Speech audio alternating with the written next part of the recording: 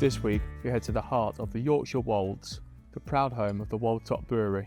In today's video we meet the owner, Tom Mellor, who's taking sustainable farming to the next level, from harnessing renewable energy on farm, using water from local chalklands, to adopting carbon capture activities within their rotations, all to produce the beer we love more sustainably. My name's Tom Mellor. I'm a third generation farmer. My grandfather bought this place at the end of the Second World War and then farmed it until the late 1950s. My dad took over and then I came back in the early 1980s and have gradually taken it over since then. It's a 575 acre typical Wold farm. We've got a chalk grassland, dale bank running right the way through the middle of it, and but we grow primarily combinable crops.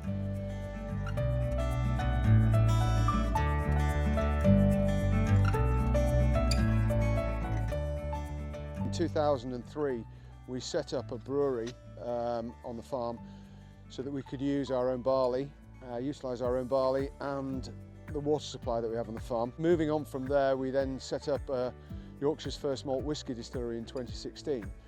Ostensibly in all of that to utilise and add value to the barley that we grow on the farm, which is because this area is traditionally a malting barley growing area.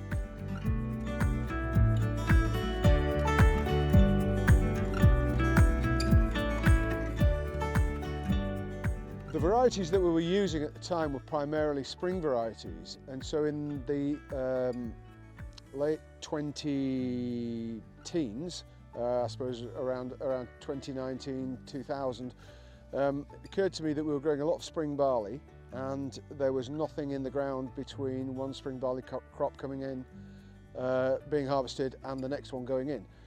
And then we started to learn about cover crops and putting value back in, and I suppose in those days we just reviewed it or regarded it as a green manure, if you will.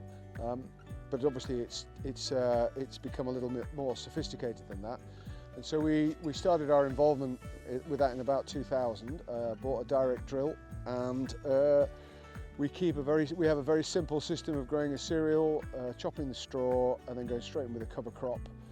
We have had in the past a neighbour come and eat the cover crop up for his sheep over the winter, and then we've gone back in and sown another crop of spring barley. So we believe that we're about as sustainable as we can get at the moment. We still unfortunately have to rely on glyphosate, which I'm not overly keen about, but we're working towards mitigating that too. We've also got a couple of wind turbines which we put up in 2011, and they supply all the electricity that we need on the farm, in fact more than we actually need. Unfortunately it's not always at the right time, so we do have to buy some electricity in and then export some to the grid, which is a constant source of irritation to me that we can't actually be self-sufficient all year round. But we are working towards that as well.